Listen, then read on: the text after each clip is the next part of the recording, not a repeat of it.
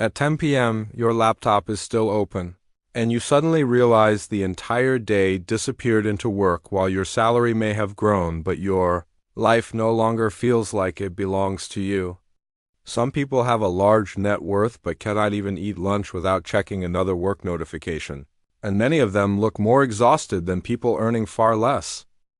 We learned how to calculate account balances, investment returns, and growing assets, but almost nobody teaches us how much life is still left to enjoy over the long-term time horizon. That may explain why many people look successful on paper while feeling strangely empty inside, because the numbers keep rising, but the calm never seems to follow. The problem is not that money lacks value, but that several quieter numbers often determine whether it actually improves your life over the long term. Ironically, those three numbers often decline while a career is climbing, and that uncomfortable trade-off rarely becomes part of the conversation. At the margin, the focus is not on getting rich quickly, but on the uncomfortable math behind work, money, and modern life. In this video, you will look at three numbers that matter more than net worth, and one of them may already be falling without you noticing. Net worth sounds objective because it is expressed as a number, yet a number only shows what you own, not what your daily life actually feels like. Someone can own millions in assets and still wake up feeling anxious every morning, even when the balance sheet appears secure. We now live in a time where salaries, houses, cars, and investment portfolios are displayed like a personal scoreboard. As a result, many people begin treating their own value like a financial statement that rises and falls with the numbers. This feels like a distinctly modern trap where managing money becomes easier while managing life feels increasingly uncertain. Money was meant to create more choices over the long term, not simply introduce more pressure into everyday life. Instead of asking how much money you have, consider what that money actually changes about your everyday life. The first number is not found in a bank account, but in something becoming increasingly expensive in today's economy. The more people chase it, the fewer seem to truly possess it, and that scarce resource is control over time. Without control over your own time, higher income can begin to feel more like compensation than genuine freedom for many young professionals. Imagine having enough money but still feeling guilty every time you try to take a day off, and then ask yourself one simple question: who actually owns your time? Time sovereignty measures how much control you have over your own schedule, not how busy you appear to everyone else. Many people earn a promotion only to lose their evenings, weekends, and peace of mind as their income rises, but their freedom quietly shrinks. Ambition is not the problem, but it becomes different when every hour goes towards supporting a lifestyle that keeps getting bigger. Modern economies often sell convenience at the price of time, where buying more can quietly require working longer to keep paying for it. Try calculating one simple number: how many hours this week were completely under your own control? If that question leaves you quiet for a few seconds, you are far from the only person who has felt that kind of exhaustion. To me, real wealth begins to feel different when someone can honestly say, "Today I choose," instead of simply following demands. People often pursue more money because they want freedom, yet many gradually trade away that same freedom during the journey. That is the first number almost never displayed inside an investment app, even though its impact quietly shows up every single day. I once came across the story of a technology manager in the United States whose salary nearly doubled over 5 years. Financially, it sounded like a clear win, yet his workdays gradually stretched late into almost every evening. Vacations always included his laptop, and family dinners were regularly interrupted by unexpected meetings. One day, he admitted that he could afford many things, but could not remember the last time he truly felt relaxed. That statement stood out because the shortage was no longer money but room to actually live. Many viewers may recognize this pattern where careers improve while everyday life quietly becomes more crowded. As time became scarce, people often tried to buy it back through expensive vacations, instant services, or delayed leave. Ironically, the money earned was often spent recovering from the exhaustion created while earning that same money. That quiet realization often led to one difficult question about whether this was really the destination they wanted. That question naturally introduced the second number because one asset is harder to restore than any account balance: life energy. Many people check their investment portfolio every day, but rarely stop to ask whether their body can still enjoy the life they are building over the long term. Physical vitality is not about having a perfect body, but about having enough energy to work, think clearly, and enjoy ordinary moments. Getting enough sleep, moving regularly, and eating well sound simple. Yet these habits are often traded away when a career starts accelerating.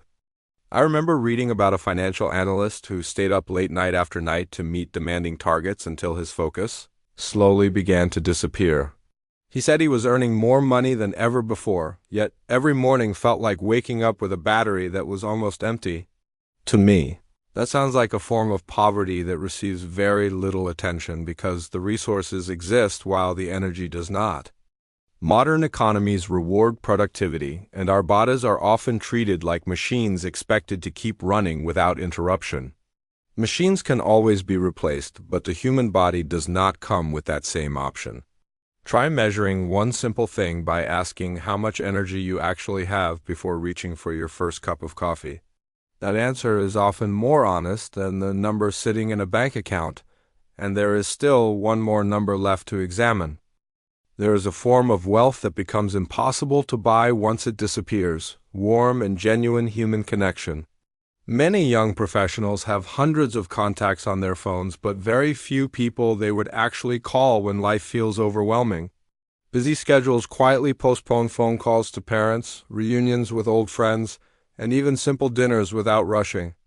I once heard about a highly successful executive who discovered that almost every important relationship in his life was tied to work. He said, "I have a wide network, but I'm not sure I have anywhere I can truly lean when things fall apart." The sentence sounds simple, yet many people quietly worry that it could describe their own future. One hidden cost of ambition may be isolation. As careers keep expanding while personal closeness slowly contracts over the long term, long-term research repeatedly finds that strong social relationships influence both happiness, health, and even longevity. Ask yourself how many people truly know who you are beyond your job title and professional achievements. A life that stays constantly busy yet deeply lonely can quietly become more expensive than it first appears. So what are those three numbers?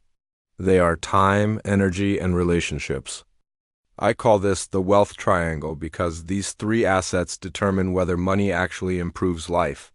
When net worth rises while time disappears, the triangle begins to lean, and when energy runs low, life can feel heavier despite higher income. When relationships begin to break down, achievements often feel less meaningful because people are more than economic beings. I think most people are not trying to become extremely wealthy because they are looking for more security, more calm, and more choices. Those things often come from balance instead of numbers that keep getting bigger, and this is not an argument against money. Money still matters because it can reduce stress, create opportunities, and provide protection over a long time horizon. Money becomes most useful when it protects those three assets instead of quietly wearing them down over time. That shift in thinking asks not only how to build more assets, but also what should never disappear while building them. Maybe that is a calmer definition of wealth, not having the most, but keeping life more complete. Think about your life over the past few years and ask yourself which number has changed the most. Has your income gone up while your available time keeps shrinking, or has your career improved while your energy feels increasingly drained? Have you reached important goals while the people closest to you gradually feel farther away? Many adults today are living through this pattern, even though they are neither lazy, unintelligent, nor unsuccessful. Many people are living inside a system where the cost of living rises faster than their sense of stability, creating a kind of fatigue that is difficult to describe.